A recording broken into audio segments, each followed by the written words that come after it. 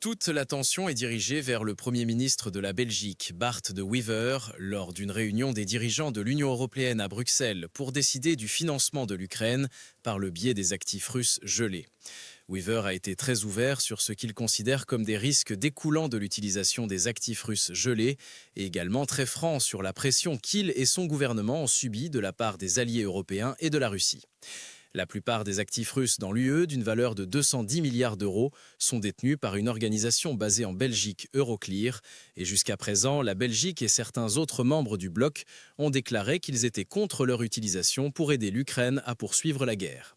Le président ukrainien Volodymyr Zelensky a réagi en disant aux dirigeants européens que les menaces juridiques de la Russie ne sont pas aussi effrayantes que lorsque la Russie est à vos frontières.